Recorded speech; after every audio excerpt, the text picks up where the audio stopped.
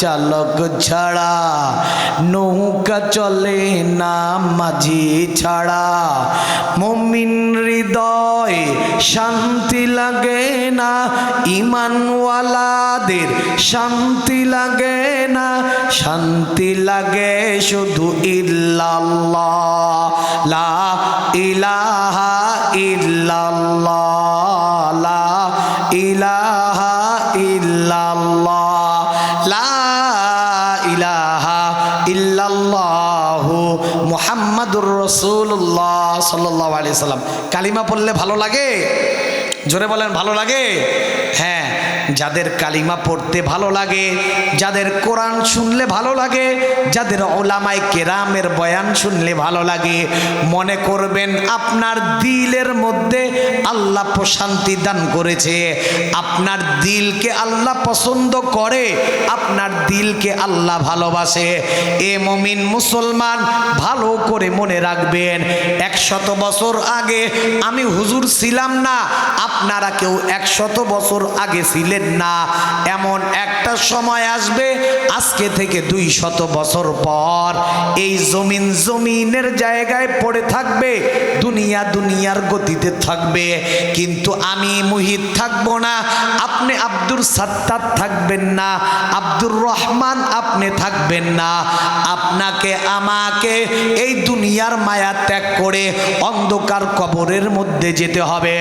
এ মুমিন মুসলমান ভালো করে শুনে নেন, ভালো করে শুনে নেন, কবর দৈনন্দিন আপনাকে আমাকে তোমাকে তাকে কবর দৈনন্দিন ডাকতে থাকে আর বলতে থাকে, আনা বাইতুত তুরাব, আনা বাইতুল গুরফা, আনা বাইতুল ওয়াহদা, আনা বাইতুদ দুদ। এ দুনিয়ার বাড়িওয়ালা, এ গাড়িওয়ালা, এ টাকার মালিক, এ বাড়ির মালিক, এ গাড়ির মালিক, কবর আমি অন্ধকারের ঘর, আনা বাইতুত তুরাব, আমি কবর মাটির ঘর, আনা বাইতুল গুরফা, আনা বাইতুল ওয়াহদা, আনা বাইতুদ দুদ। আমি কবর অন্ধকারের ঘর, আমি কবর একাকিত্বের ঘর, আমি কবর নির্জনতার ঘর, আমি কবর সাববিচ্ছুর ঘর। মুমিন মুসলমান বান্দারা, বেঈমান হয়া যদি কবরের মধ্যে আসো, আমি কবরের মুআমালাত আর মুআশারাতটা বেশি ভালো হবে না। যদি ঈমান ওয়ালা হইয়া সাচ্চা ঈমান নিয়ে কবরের মধ্যে আসতে পারো, আল্লাহর পয়গম্বর বলেন, আল কবরু রাউদাতুম মিন রিয়াদিল জান্নাহ। আল্লাহর হাবিব বলেন, যারা নামাজ পড়নেওয়ালা, যারা কোরআন পড়নেওয়ালা, যারা বয়ান শুননেওয়ালা, আল্লাহ পাক বলেন যারা ইমানদার হইয়া কবরে যাবে, যারা নামাজি হইয়া কবরে যাবে, যারা রোজা নিয়া কবরে যাবে, তাদের জন্য কবরটা জান্নাতের বাগান। আর যারা নামাজ পড়বে না, কোরআনকে যারা মানবে না, ইসলাম যারা মানবে না, ইসলামের পথে যারা চলবে না, আল্লাহর রাসূল বলেন তাদের জন্য কবরটা জাহান্নামের একটা গর্ত হয়ে যাবে। মুমিন মুসলমান ভালো করে মনে রাখবেন, আল্লাহর একজন পয়গম্বর ইব্রাহিম আলাইহিস সালাতু ওয়াস সালাম, নবীর নাম কি? জোরে বলেন, কি নাম? ইব্রাহিম আলাইহিস সালাতু ওয়াস সালাম। আল্লাহর এই পয়গম্বর আল্লাহকে বললেন, আল্লাহ ওয়াইজ ক্বালা ইব্রাহিমু রব্বি আরিনি কাইফা তুহজিল মাউতা। পয়গম্বর আল্লাহ পাককে ডাক দিয়ে বলেন, আল্লাহ আপনি মৃত্যুর পরে মানুষকে কিভাবে জীবিত করবেন, মানুষকে কিভাবে বাঁচিয়ে তুলবেন, আল্লাহ আমি এটা দেখতে চাই। আল্লাহ বললেন, ইব্রাহিম ক্বাল আওয়ালাম তুমিন, কি ব্যাপার, আমি যে মৃত্যুর পরে মানুষকে জীবিত করব তুমি বিশ্বাস করো না? আল্লাহর পয়গম্বর ইব্রাহিম জবাব দেন, আল্লাহ আপনার প্রতি শতভাগ বিশ্বাস আর ঈমান আমার আছে, এর মধ্যে কোনো সন্দেহ নাই, কিন্তু আল্লাহ আমার অন্তরের প্রশান্তির জন্য আল্লাহ আমি দেখতে চাই আপনি মৃত্যুর পরে মানুষকে কিভাবে আবার জীবিত করবেন। এবার আল্লাহ পাক রাব্বুল আলামিন ইব্রাহিম নবীকে ডাক দিয়ে বলে, পয়গম্বর ক্বালা ফাখুয আরবাআতাম মিনাত তায়র ফাসুরহুন্না ইলাইকা সুম্মা জাআল আলা কুল্লি জাবাল মিনহুন্না জুজআন সুম্মা দুহুন্না ইয়াতিনাকা সায়া। পয়গম্বর, আপনি যেহেতু আপনার অন্তরের প্রশান্তির জন্য দেখতে চান আমি আল্লাহ মৃত্যুর পরে মানুষকে কিভাবে জীবিত করব, এবার আল্লাহ বললেন পয়গম্বর আপনি 4টা পাখি ধরবেন। 4টা। কয়টা পাখি? জোরে বলেন কয়টা? 4টা পাখিকে ধরার পর ক্বালা ফাখুয আরবাআতাম মিনাত তায়র ফাসুরহুন্না ইলাইকা সুম্মা জাআল আলা কুল্লি জাবাল। আল্লাহ পাক বলেন পয়গম্বর এই 4টা পাখিকে ধরার পর আপনি 4টা পাখিকে জবাই করবেন। জবাই করার পরে পয়গম্বর 4টা পাখির মাথা আপনি আপনার হাতের মধ্যে রাখবেন। জবাই করার পরে কি করবেন? 4টা পাখির মাথা হাতের মধ্যে রাখবেন। আর বাকি যেই পাখিরগুলো থাকবে এই পাখিগুলোকে আপনি ভর্তা বানাবেন। কি বানাবেন? তাফসিরের কিতাবে আসছে এই পাখিগুলো 4টা পাখির নাম তাফসিরে আসছে। 1 নাম্বার পাখিটার নাম কবুতর, 2 নাম্বার বাজ পাখি, 3 নাম্বার মোরগ পাখি, 4 নাম্বার শালিক।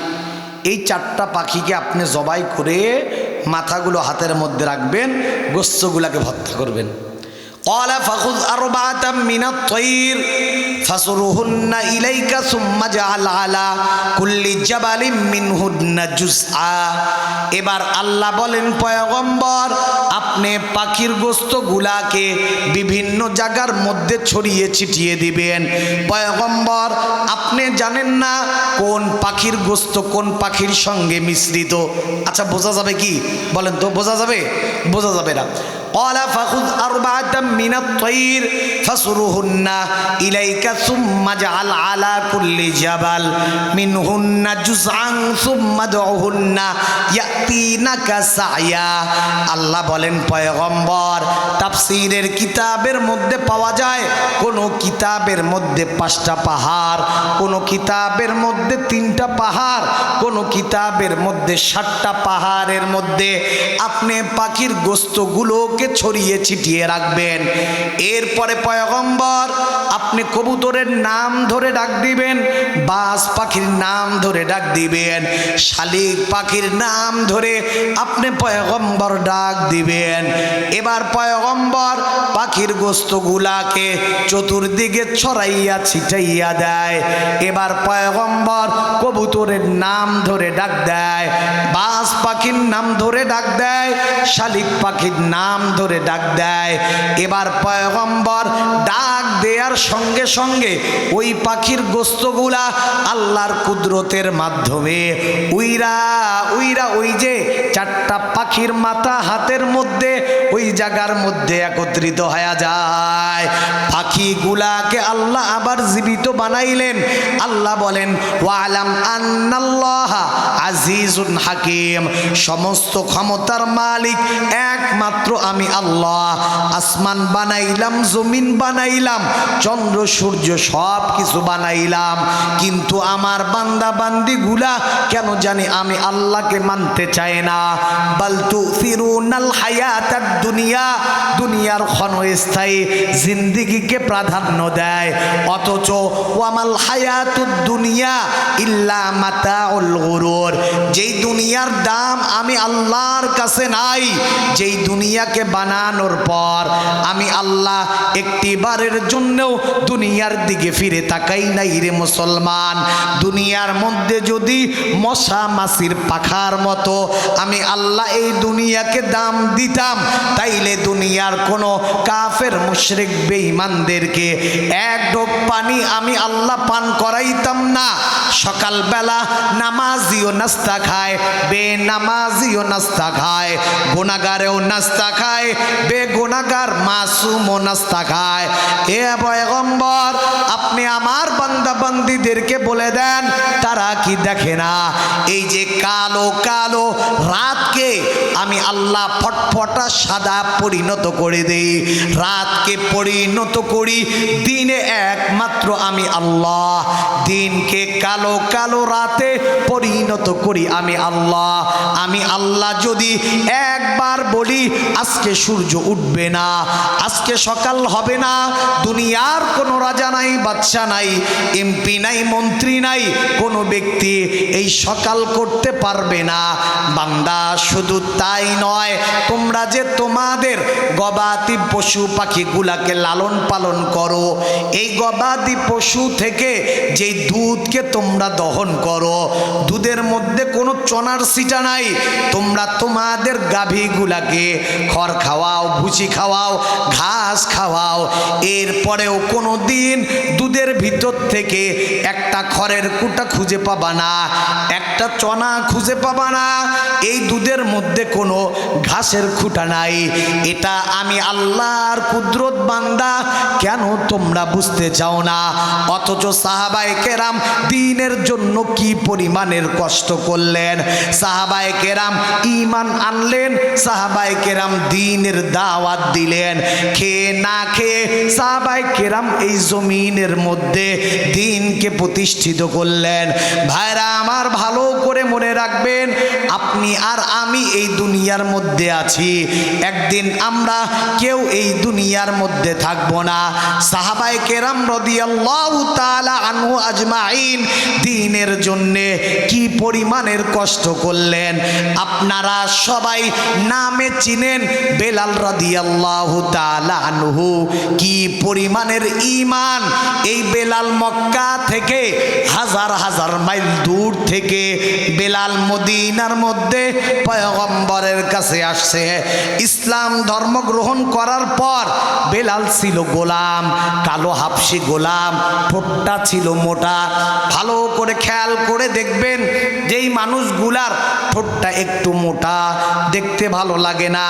বেলালের ঠোঁট মোটা, বেলালের চেহারা কালো, কিন্তু বেলালকে আল্লাহ পাক রব্বুল আলামিন এত ইজ্জত আর সম্মান দিলেন। বেলালকে আল্লাহ দুনিয়ার মধ্যে জান্নাতের সার্টিফিকেট দিয়া দিলেন। হাবশা থেকে আসার পরে বেলাল কালিমা পড়ে মুসলমান হলো। বেলাল, এই বেলাল কালিমা পড়ে মুসলমান হওয়ার কারণে আবু জেহেল, আবু লাহাব, উতবা, সাইবা, এই বদমাইশগুলা বেলালের উপর সারা দিন টর্চারিং করে। রাতের বেলা পিটায়, দিনের বেলা পিটায়, রাতের বেলা সারা রাত বেলালকে মজমা বানাইয়া বেলাল রাদিয়াল্লাহু তাআলা আনহুকে তারা পিটাইতে থাকে। এবার বেলালকে পিটানোর পর বেলাল রাদিয়াল্লাহু তাআলা আনহুকে সারা রাত পিটায়, আর দিনের বেলা উত্তপ্ত গরম বালির মধ্যে বেলালকে শোয়াইয়া দেয়। একদিকে বেলালের মাইরের আঘাত, আর একদিকে বেলালের উত্তপ্ত বালিতে শোয়ার পর বেলালের এই কাটা জায়গাগুলোর মধ্যে বালুর গরম লাগতো।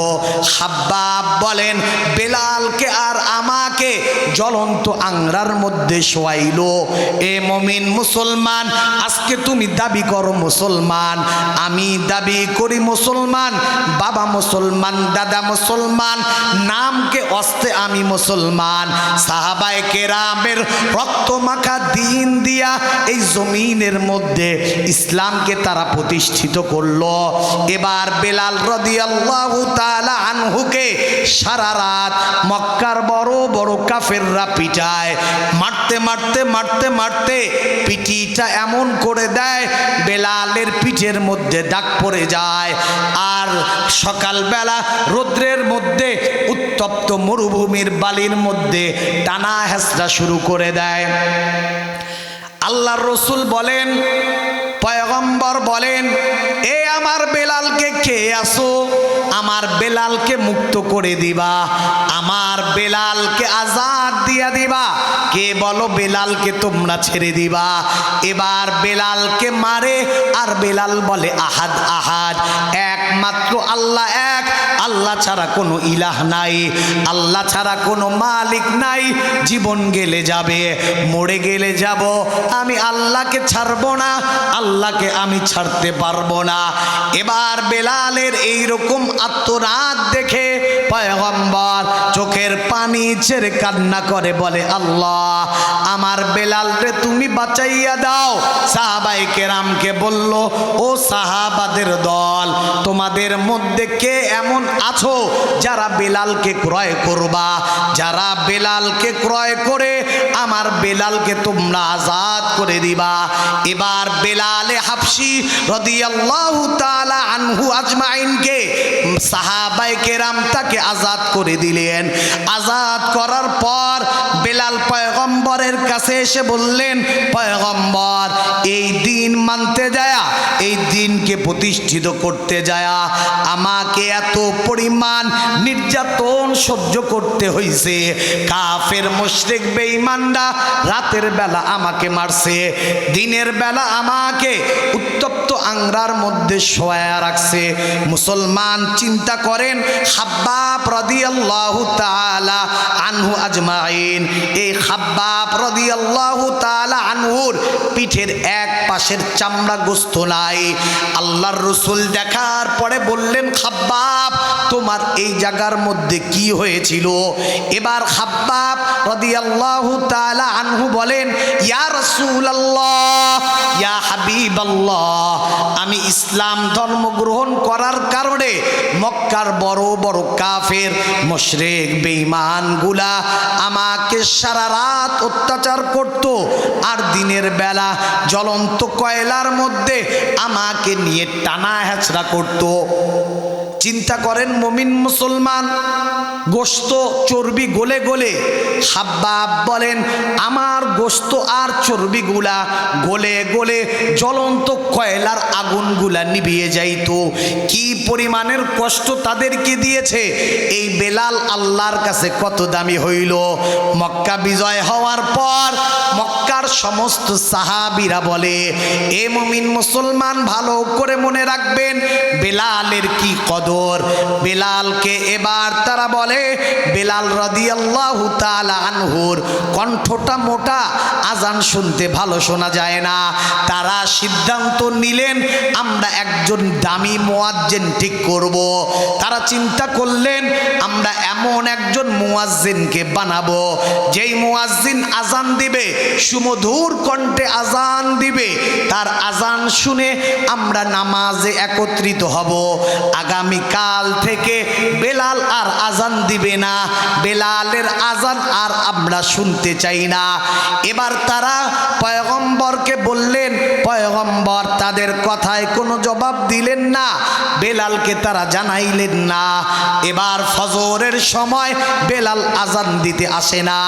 এবার বেলালকে বলল, বেলাল আগামীকাল থেকে সকালবেলা তুমি ফজরের আজান আর দিবা না। বেলাল রাদিয়াল্লাহু তাআলা আনহু আজমাইন ঘরের দরজা লাগাইয়া সারা রাত কান্নাকাটি করে, আর আল্লাহকে বলে, আল্লাহ আমি কি অপরাধ করলাম, আমি কি অন্যায় করলাম যেই কারণে আমাকে আজান দিতে দিল না। আমি বেলাল কালকে ডাকি ফজর থেকে আজান দিব না। বেলাল সিজদায় পড়ে কান্দে, পয়গম্বরকে আল্লাহ জানিয়ে দেয়। পয়গম্বর যখন মিরাজের মধ্যে যায় আল্লাহ পাকের সঙ্গে দিদার নসিব করার জন্যে, এবার পয়গম্বর মিরাজে যাওয়ার পর ঠাস ঠাস শব্দ শুনতে পায়। পয়গম্বর আল্লাহকে ডাক দিয়ে বলেন, আল্লাহ আমি পয়গম্বর কার জানি জুতার আওয়াজ, থ্যাপেস থ্যাপেস আওয়াজ, হরমের আওয়াজ আমি শুনতে পাই। আল্লাহ বলেন এই আওয়াজটা অন্য কারো নয়, এই আওয়াজটা আমার বেলালের পায়ের আওয়াজ। সুবহানাল্লাহ, জোরে সুবহানাল্লাহ বলেন। দেখতে কালো, বেলাল অনেক ভালো, দেখতে কুৎসিত, কিন্তু আল্লাহর কাছে এই বেলাল কবুল হয়ে গেছে। আল্লাহু আকবার। পয়গম্বর মিরাজ থেকে আসার পরে বললেন, বেলাল তুমি কি এমন আমল করো যেই আমলের কারণে আমি আল্লাহ পাকের আরশে আজিমের মধ্যে যখন পৌঁছাইলাম, বেলাল দুনিয়ার কোনো মানুষের পায়ের আওয়াজ শুনি নাই, দুনিয়ার কোনো ফেরেশতাদের আওয়াজ শুনতে পাই নাই, বেলাল তোমার পায়ের আওয়াজ আল্লাহ পাক আরশে আজিম পর্যন্ত পৌঁছাইয়া দিছে। বেলাল বলে আমার কোনো আমল নাই, আমি কোনো আমল করতে পারি না, তবে আমার উজু ভেঙ্গে যাওয়ার সঙ্গে সঙ্গে আমি 2 রাকাত উজুর আর নামাজ আদায় করে ফেলি, আর আমি আল্লাহ পাকের প্রতি দৃঢ় ইয়াকিন আস্থা বিশ্বাস অবিচল বিশ্বাস এটা আমি আল্লাহর প্রতি স্থাপন করেছি। এবার পয়গম্বরের কাছে জিব্রাইল আমিন আসলেন ফজর বেলা, সুন্দর মুয়াজ্জিন, একজন সুন্দর মুয়াজ্জিন আজান দিলেন, আল্লাহু আকবার বললেন, আসসালাতু খায়রুম মিনান নাওম বললেন। আজান শেষ হলো। তৎকালীন জমানার নিয়ম ছিল সুবহে সাদিক হওয়ার পর মানুষ নামাজের মধ্যে আসবে, কিন্তু এবার সুবহে সাদিক কেন হয় না? সাহাবায়ে কেরাম নামাজের মধ্যে দাঁড়ায় না। সুবহে সাদিক কেন হয় না? সাহাবায়ে কেরাম পেরেশানির মধ্যে পড়ে গেলেন। আল্লাহর পয়গম্বর নবী মুহাম্মদুর রাসূলুল্লাহ সাল্লাল্লাহু আলাইহি ওয়াসাল্লামকে আল্লাহ জানায়া দেয়, পয়গম্বর আজকে কি আপনাদের মধ্যে আজকে মসজিদে নববীর মধ্যে ফজরের আজান কি হয় নাই? পয়গম্বর বলেন হা হা আজান তো হয়েছে। আল্লাহর হাবিবকে জিব্রাইল আমিন বলেন, আপনাদের বেলালের আজানে শুধু দুনিয়ার সুবহে সাদিক হয় না, বেলালের আজানে আল্লাহ সূর্যকে ওঠান, বেলালের আজানে আল্লাহ সূর্যকে ডুবান। পয়গম্বর আল্লাহ বেলালের আজান আরশে আজিম পর্যন্ত চলে যায়, কিন্তু পয়গম্বর আজকে কেন জানি আমরা বেলালের কণ্ঠকে শুনি নাই। এবার পয়গম্বর বললেন বেলালের কণ্ঠ ভালো না। সাহাবায়ে কেরাম বললেন মক্কা বিজয় করেছি, একজন নতুন মুয়াজ্জিন রাখতে চাই। বেলালকে বাদ দিয়া নতুন মুয়াজ্জিনকে তারা রাখছে। এবার জিব্রাইল বলে পয়গম্বর যতক্ষণ পর্যন্ত বেলাল আজান না দিবে ততক্ষণ পর্যন্ত সুবহে সাদিক হবে না, ততক্ষণ পর্যন্ত সকাল হবে না। সুবহানাল্লাহ বলেন। এবার পয়গম্বর বলেন আল্লাহ বেলালকে বলছে আমার বেলাল, আমি নবীও বললাম আমার বেলাল। এই বেলালের ভিতরে কি পরিমাণের নবী প্রেম, এই বেলালের ভিতরে কি পরিমাণের নবী প্রেম। আল্লাহর রসুলের ইন্তেকাল হওয়ার পর বেলাল এটা মানতে পারে না। বেলাল বলে যেই মদিনায় আমার নবী নাই, আমি বেলাল এই মদিনার মধ্যে থাকতে চাই না।